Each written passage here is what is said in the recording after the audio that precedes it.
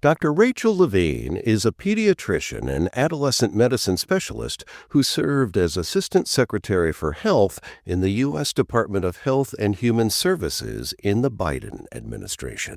When nominated for this position by President Biden and confirmed by the Senate, she became the first openly transgender person ever to be confirmed to a federal office, a position she held from 2021 to 2025. During her tenure, Levine was also sworn in as a 4-star admiral in the U.S. Public Health Service, another historic first. As Assistant Health Secretary, Levine dealt with many issues encompassing public health, health equity, and the administration's response to the COVID pandemic, the biggest public health crisis of the last 100 years. But it was her identity as a trans woman and her support for gender-affirming care that made her a target of intense personal and political attacks. This, in a time of deep partisan divisions in this country over transgender Americans and the role of public health in our nation's life. In 2025, after leaving office, the Trump administration took the extraordinary step of replacing Levine's name beneath her official portrait at HHS with the name she was given at birth, an act that's commonly referred to as dead naming, and which transgender people often view as insulting and disrespectful.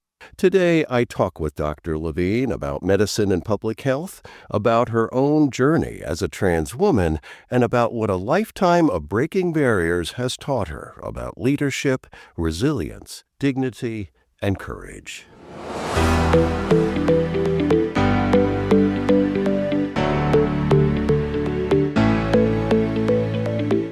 Dr. Rachel Levine, welcome to Profiles in LGBTQ+ Courage. It's a pleasure to have you on the show today. Well, thank you so much. It's a pleasure to be here.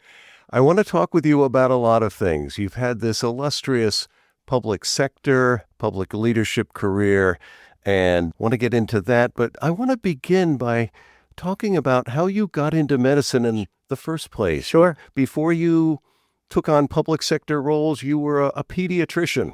That is correct. So my interest in medicine started in high school. I very much enjoyed my biology classes, and that really drew me to consider medicine as a field. Now, my family is a family of lawyers. My mother, my father, my uncle, then my sister, my cousin, my niece, and now my son all went into the law. So my adolescent rebellion was to go to medical school instead of law school. Tulane was wonderful. I had an excellent medical education. And in your second year, you start to see patients in a supervised way, of course, in a course called physical diagnosis. Then there was a rotation where you could see children. And I thought, this is where I belong, seeing children and going into pediatrics. And then finally, in my last year of medical school, I had the opportunity to shadow an adolescent medicine physician, a pediatrician who saw teenagers. And I thought, this is the niche for me. And so when I did my training at Mount Sinai in New York City, the goal was to do pediatrics and then to do a fellowship in adolescent medicine. And that's what I did. Which wound up being so central to the role you later took on as Assistant Secretary for Health during the Biden administration around the whole issue of transgender healthcare. But we'll get to that in a moment. But tell me how you went from private practice to becoming the Physician General of the Commonwealth of Pennsylvania. I really wasn't in private practice. I was in academic medicine. In New York, after finishing my training at Mount Sinai, I stayed on faculty at Mount Sinai. I also had an association with a practice, and I had an association at Lenox Hill. So I was really doing a bunch of things for about 5 years. And then I decided to leave New York. Now, some people say my biggest transition was going from 80th and 1st in Manhattan to somewhat rural central Pennsylvania. And that's saying something, given the transitions I've had. So, we went from a one-bedroom apartment to a house with 2 cars in central Pennsylvania. And so I was at the Penn State College of Medicine. I was there at Penn State College of Medicine from 93 till I went into the Wolf administration in 2015, so for almost 20 years. So then I was very ensconced in academic medicine, very involved with clinical work, and very involved with clinical research, education, administration of my programs. And I had this amazing opportunity to become one of the co-chairs of the Transitions Committee for Health for Governor-elect Wolf after he was elected in November of 2014. I had been on the board of Equality Pennsylvania, LGBTQ Equality Pennsylvania, and also on the board was someone that was high up in his campaign. And so she asked me to co-chair the Transitions Committee. Every department has a committee for the transition from one administration to the next administration. So I did that, but I said, I'm not giving up my day job. So I worked on that transition all through end of November, December, and the beginning of January. So now we're January 2015. And then there was a discussion, would you like to be part of the administration? And I never thought of going into public service. But within a week, I started to think about it. I talked to my mentors at Penn State, all of whom recommended I not do this and not leave academic medicine. But, I met the chief of staff, I met the governor, and when they called me, I said, yes, I will be the physician general of Pennsylvania. That was on a Friday. It was announced on Saturday. I saw patients on Monday. The inauguration was on Tuesday. And on Wednesday, I walk into the Department of Health.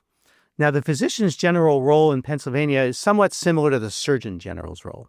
But I did ask that since I was, in my view, giving up so much, could I be, I wanted a seat at the table. I wanted to be a member of the governor's cabinet.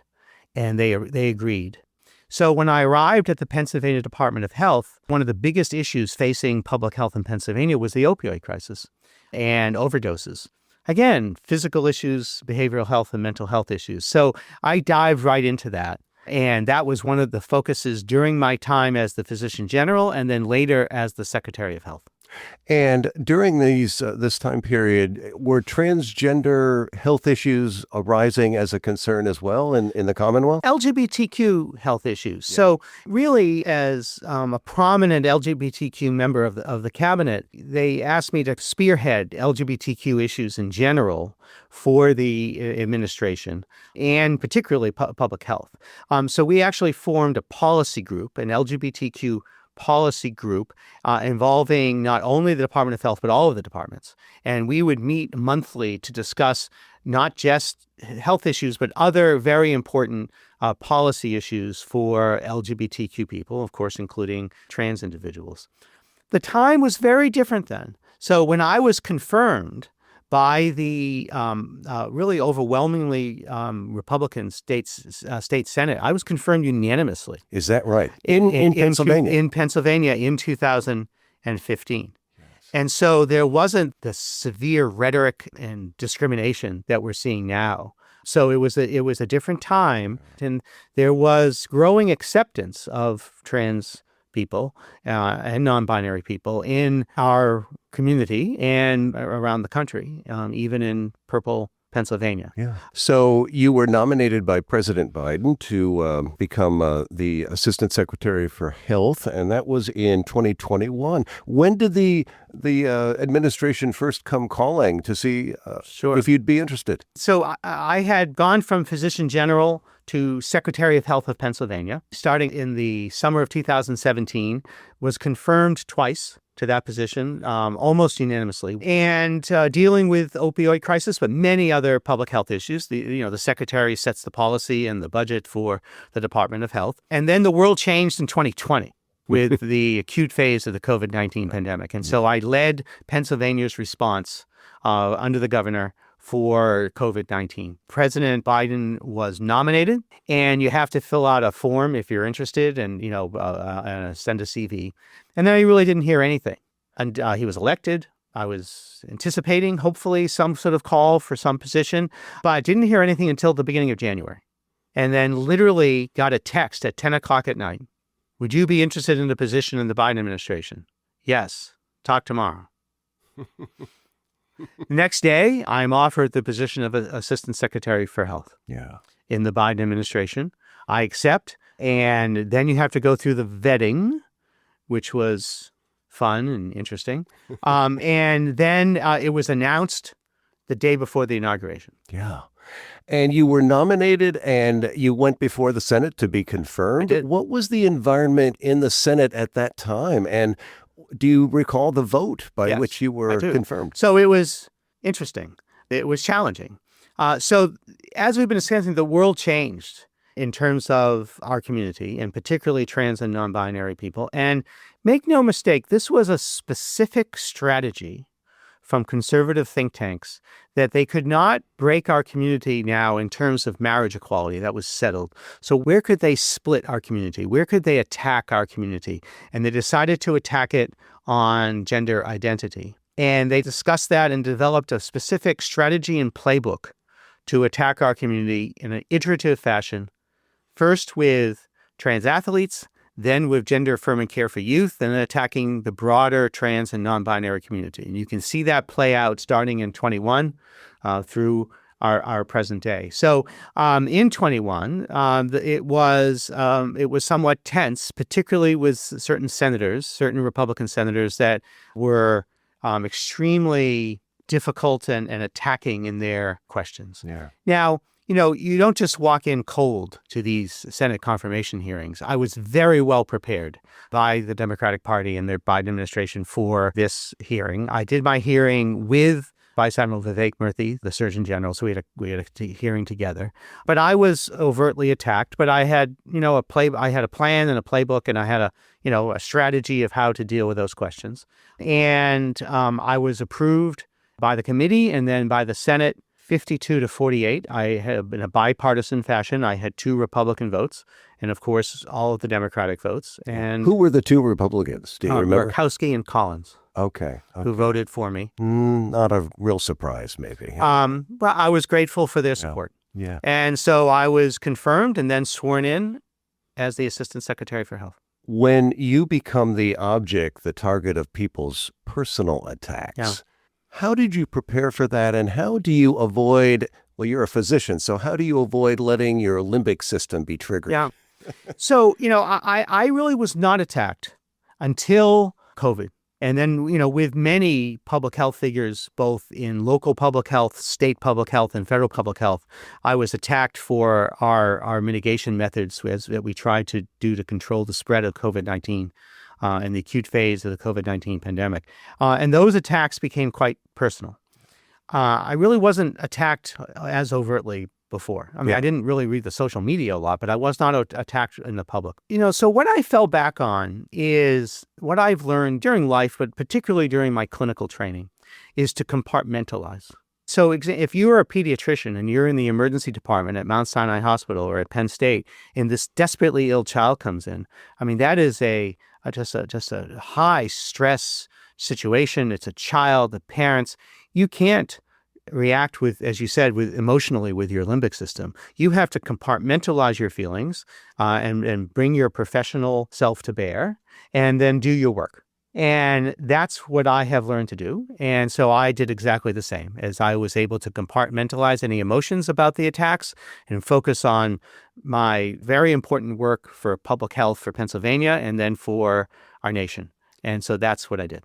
So as Assistant Secretary of Health in HHS, you were suddenly making decisions really for millions of us, millions of people. And now we see public health under attack as never before, distrust in public health as never before. What have we learned, and what can we use going forward to remediate the image of public health in the future? There is going to need to be so much work to rebuild the public health infrastructure of our federal government whenever the tide turns, whenever the wheel turns.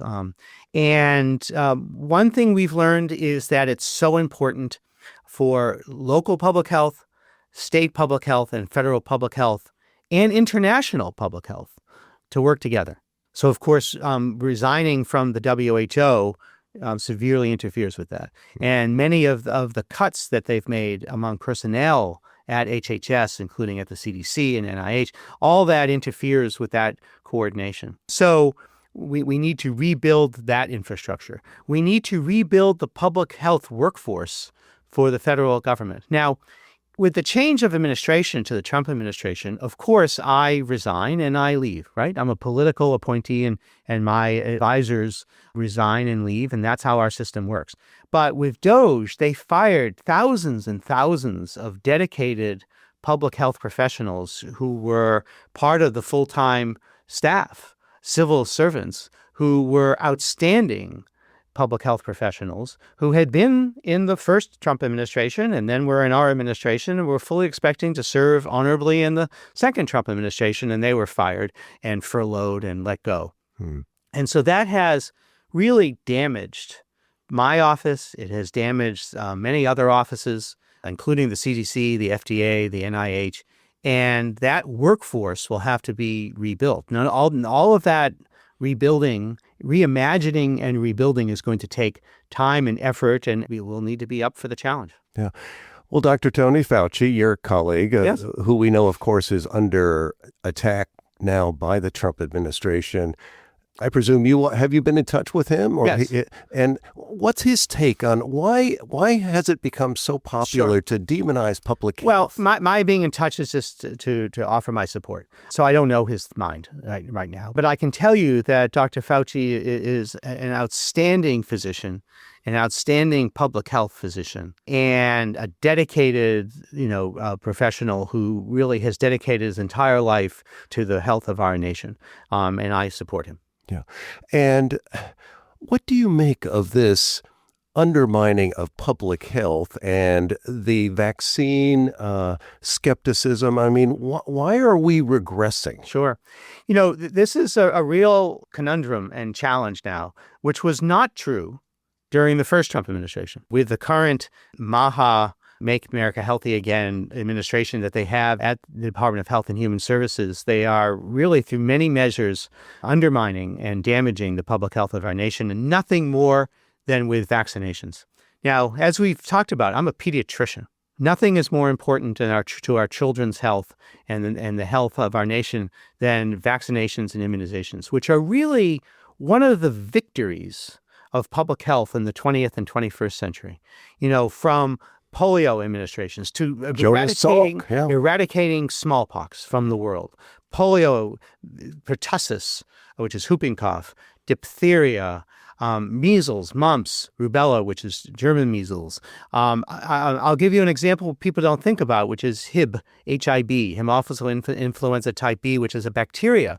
Now, when I was a resident, in the 80s, would cause meningitis and epiglottitis and sepsis and pneumonia. And safe vaccinations have virtually eradicated that in the United States.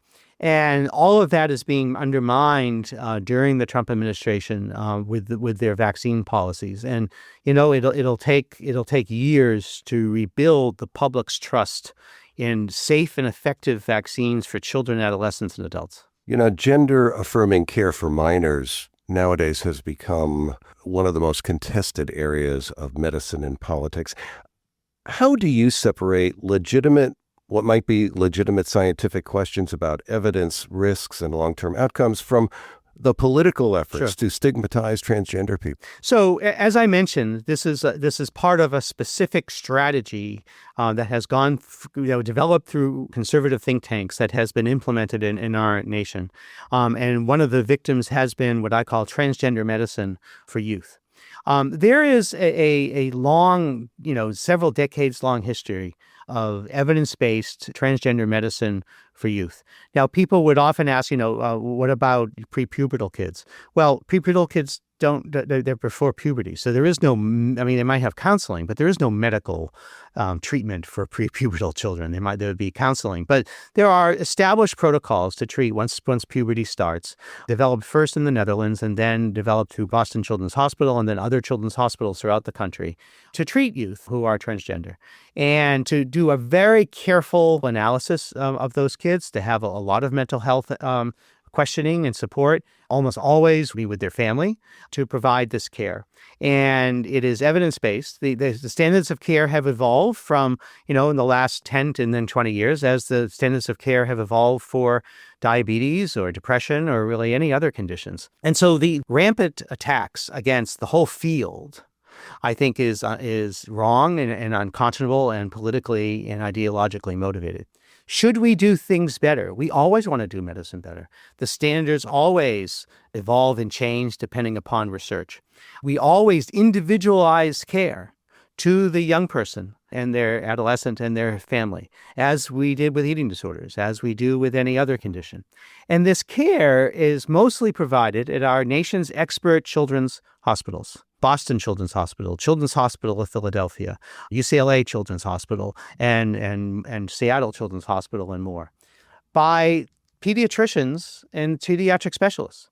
So if you have a child with an endocrine problem like diabetes, then you're going to want to be seen by the endocrine specialist, the pediatric endocrinologist at your closest children's hospital. If you have a child with severe depression, a teenager with severe depression, you'll want to see the child psychologist and maybe child psychiatrist at that hospital. If you have an eating disorder or maybe an adolescent gynecological problem, you're going to see the adolescent medicine specialist at that hospital. Well, it's the same people that are in the gender clinic at the children's hospital. It is exactly the same. Adolescent medicine specialist, child psychiatrist, child psychologist, pediatric endocrinologist, adolescent medicine specialist, exact same people providing the gender care. Yeah. So why they are competent to provide all this other care, but it's somehow woke to be providing this other care, this transgender medical care, doesn't make any sense whatsoever. Yeah. And that is why I stood with Jesse Ehrenfeld, who was the previous president of the AMA, and we said we do not want politicians involved with this type of medical guidance, with this type of interfering with medical protocols and standards of care. And we don't want that for heart disease. We don't want it for diabetes, and we don't want it for transgender medicine. Yeah. You've talked about the evolution of the field of medicine, of transgender healthcare specifically. I'm curious, since COVID and since your time in federal office, how has your own point of view about transgender healthcare evolved? My review is the same as it was before. I mean, we're under political attack, and right now there are many trans and non-binary youth that are under attack, as well as their families, as well as their medical providers. And I think that is unfair and unconscionable. And again, it is being dictated by political and ideological purposes. So my view is the same, is that it needs to be evidence-based. It needs to be very carefully done. We need to watch for any side effects or any young people that are having difficulty. And as we do with every medical condition, it really is no different than any other medical condition. We need to continue to have research, and we need to continue to get better. I was talking with a nurse friend of mine this morning about this interview, and she brought up this issue of surgery. And I know this is a particular hot flashpoint in this discussion of transgender healthcare. What is your own feeling about the protocol? For those not familiar with it, what is your view of the appropriate protocol for counseling, pre-transition surgical guidance? Can you kind of lay out what the timeframes and the protocol was developed again in the Netherlands and then continued in the United States and many other countries, where all the young people would have psychological evaluation. Other comorbidities with their depressed, etc., need to be treated. And when appropriate, at the start of puberty, they would see either the adolescent medicine specialist or the pediatric endocrinologist. And then usually what are called hormonal blockers, pubertal blockers, would be prescribed to stop puberty, to continue that counseling, to let that counseling continue. The reason to stop puberty is that for a young person who goes through a puberty that is not consistent with their gender identity, it makes it extremely difficult. So at the appropriate time, according to the whole team, the psychological team, the medical team, the parents, and the young person, then they might start hormonal therapy, and the young person would start to go through her puberty consistent with their gender identity. And then that would proceed over the course of several years. And then at the right time, on an individual basis, surgery might be considered. Most surgery is for young people 18 and older. But all this care does need to be individualized. And so that treatment team with the family and the young person should decide that. But most surgery was reserved for those 18 and older. Yeah. It seems to me that there's so much disinformation out there today. And I'm thinking of the statement that Donald Trump made about the child going to school in the morning as one sex and coming home as another sex, which I think is abominable. Yes. How do you combat the kind of wide-angle spray of disinformation? Well, so, I mean, this is an issue in public health in general, but also particularly for transgender medicine and the LGBTQ plus community. I think that we're going to need patience and persistence and perseverance. We need to start from the ground up. We need to start with talking to, school board by school board and county commissioner by county commissioner. It needs to be granular. It needs to come from the ground up. And then I think that pediatricians can play a very important role in that as experts in child and adolescent health and public health. And I think that pediatric professionals, as well as family physicians, can play a very important role with that. And then I think that, as our country continues to evolve and grow, things will get better. I am forever an optimist. I am a positive and optimistic person. Some of that is my nature. Yeah. But some of that is a choice.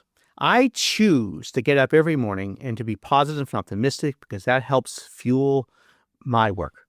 It helps fuel my energy to do the work that I need to continue to do, and we all need to do, to improve the health and well-being of people in our nation.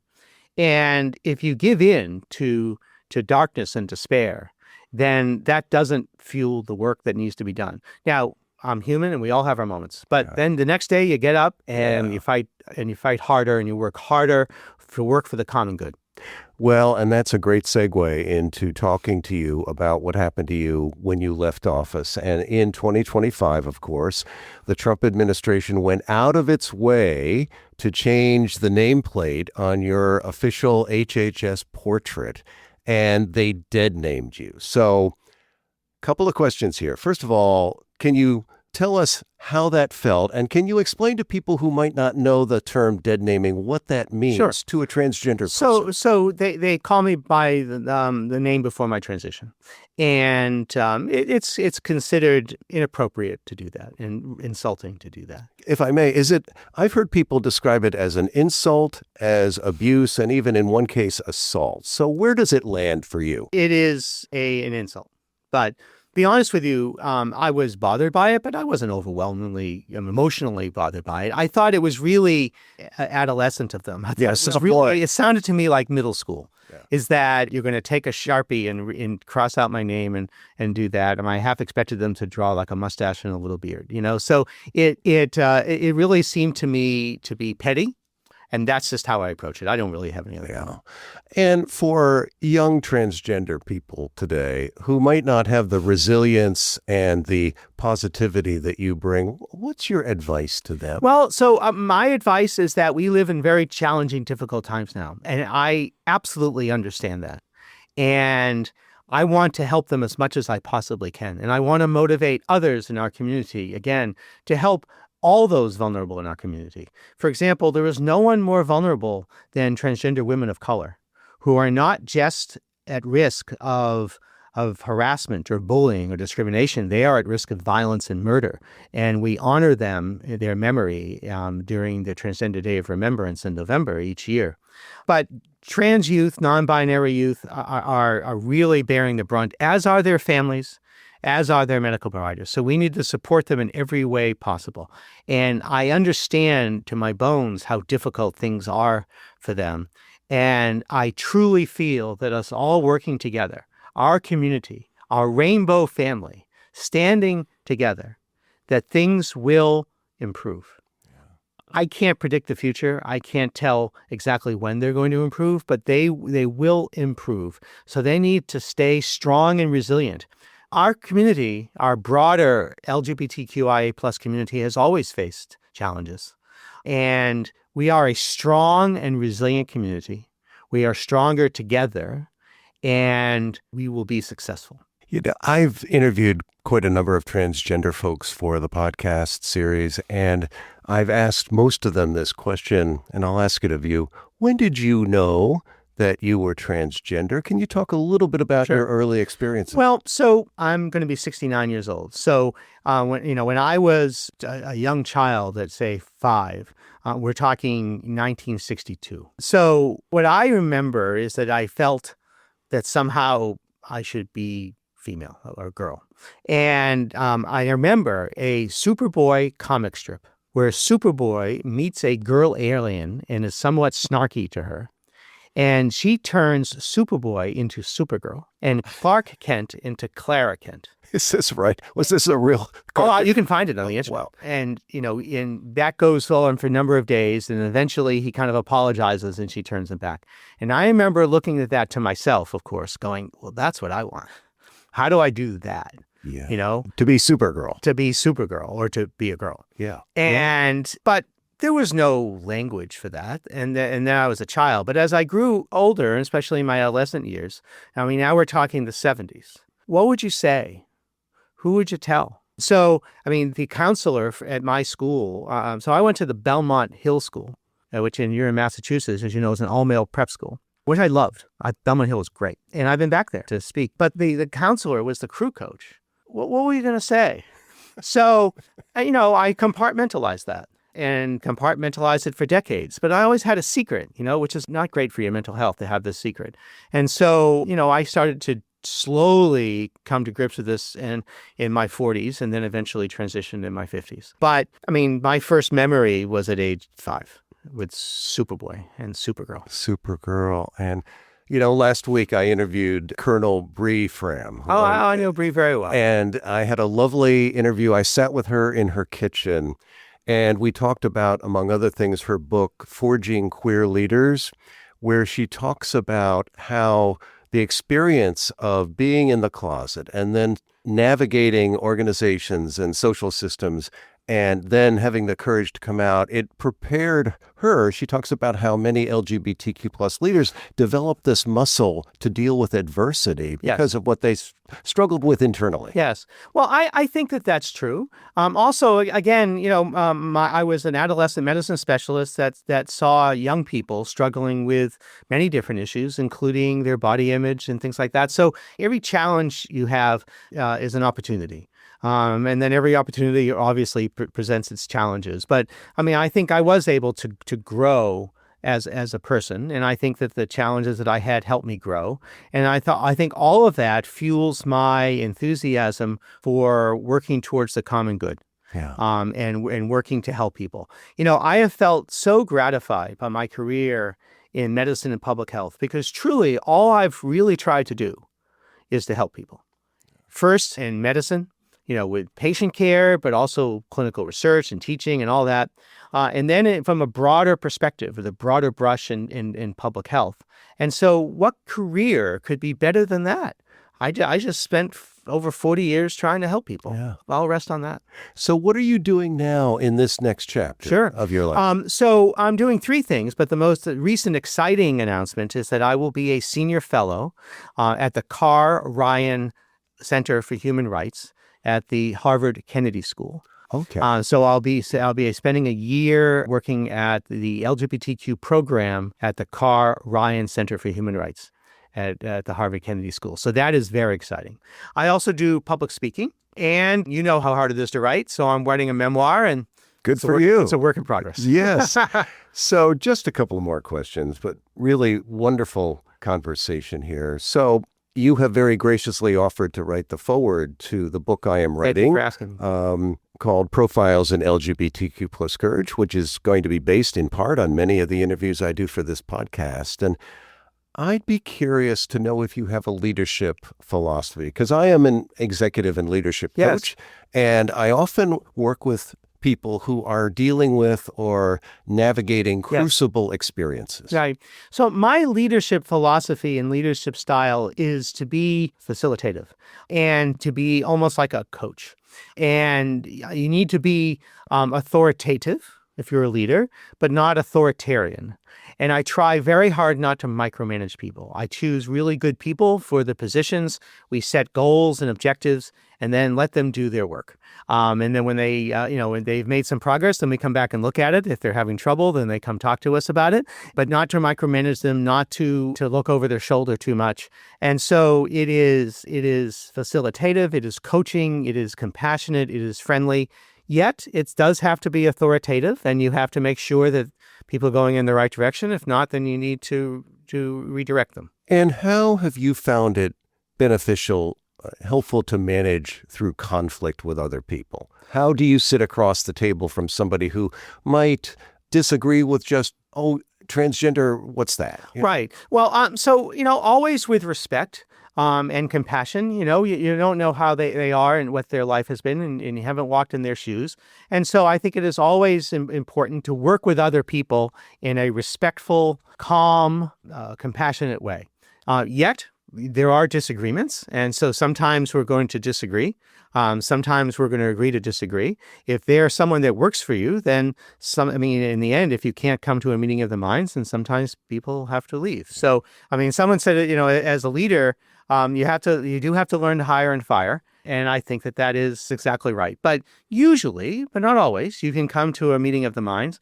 If it's a debate, then you want to have a respectful, calm debate, on policy and procedures and things, and that's fine. You were the first ever transgender person, I believe, to have been confirmed by the Senate for a senior federal role. And you also are a 4-star admiral. But it's not like you command ships or troops in a military sense. Yes. So tell us what being a 4-star admiral is about. So one of the absolute honors of my position, of the Assistant Secretary for Health, under statute from the 1960s, is that the Assistant Secretary for Health is a 4-star admiral in the Public Health Service Commission Corps, which is a uniformed public health service in HHS, ultimately under the leadership of the Secretary of Health and Human Services. The 3-star admiral is the Surgeon General. And the Surgeon General and the Assistant Secretary for Health work together on strategy and policy and procedures on all aspects of the Public Health Service Commission Corps. We have the only uniformed public health service in the world. It is a national treasure that most people don't know about, with over 5,000 dedicated medical and public health professionals that work throughout our country and internationally for public health. They work at CDC, NIH, FDA, my office, and more.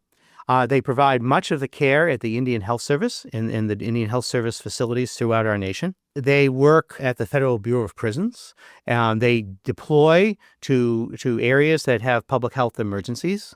And they are absolutely fantastic individuals. And it was a true honor to lead them, and very special to take my commission in the uniform in the Public Health Service Commission Corps. Yeah.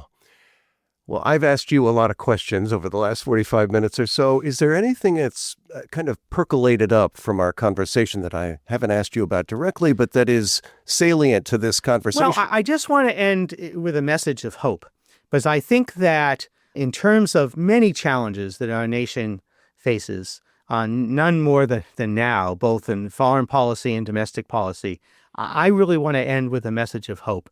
And in light of the topics of this discussion, for the LGBTQIA plus community, for our rainbow family, for vulnerable transgender individuals in general, trans youth, their families, their medical providers, things are going to get better.